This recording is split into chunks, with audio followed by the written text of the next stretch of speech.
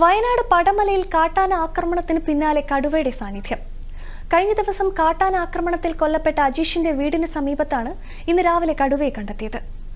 കൂടുതൽ വിവരങ്ങളുമായി അരുൺ വിൻസ്റ്റൺ ചേരുന്നു.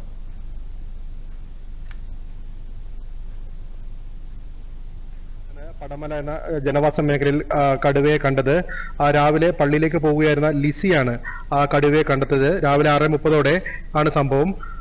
എന്തായാലും ലിസി കടുവയെ കാണുകയും സമീപത്തെ തിണ്ടിലേക്ക് ഓടിക്കയറുകയുമായിരുന്നു. ഇതോടെ കടുവ സമീപത്തെ ഒരു പൂച്ചയെ ഓടിച്ചുകൊണ്ട് സമീപത്തെ മലയിലേക്ക് പോവുകയായിരുന്നു. എന്തായാലും ഈ പ്രദേശത്ത് ഇപ്പോൾ വലിയ ഭീതിയിലാണ്. ജനങ്ങൾ വലിയ പ്രതിഷേധം ഉന്നയിക്കുകയാണ്. എന്തായാലും വൈകുന്നേരം ഇന്ന് സർവകക്ഷി നേതൃത്വത്തിൽ നിന്ന് യോഗം ചേരുകയാണ്. ഇതിന് പരിഹാരം കണ്ടെത്തലിൽ ശക്തമായ സമരപരിപാടികൾക്ക് നേതൃത്വം നൽകുമെന്നാണ് നാട്ടുകാർ പറയുന്നത്. അതേസമയം അജീഷിനെ കൊന്ന ബേലൂർ മകനയ്ക്കായുള്ള ഓപ്പറേഷൻ ഇപ്പോഴും തുടരുകയാണ്.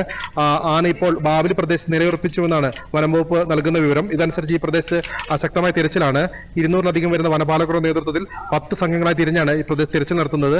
എന്തായാലും വലിയ ജനരോക്ഷം ഉയർന്ന സാഹചര്യത്തിൽ ഏത് വിധേനയും സർവ്വസന്നാഹങ്ങളും ഉപയോഗിച്ചുകൊണ്ട് ആനയെ മയക്കുവെച്ച് പിടികൂടാനുള്ള ഒരു ശ്രമം തന്നെയാണ് വനംവകുപ്പിന്റെ ഭാഗത്തുനിന്നുള്ളത്. എന്തായാലും വൈകുന്നേരത്തുള്ളിൽ തന്നെ ആനയെ മയക്കുവെടി വെക്കാൻ കഴിയുമെന്നുള്ള പ്രതീക്ഷയിലാണ് ഇപ്പോൾ വനപാലകരുള്ളത്.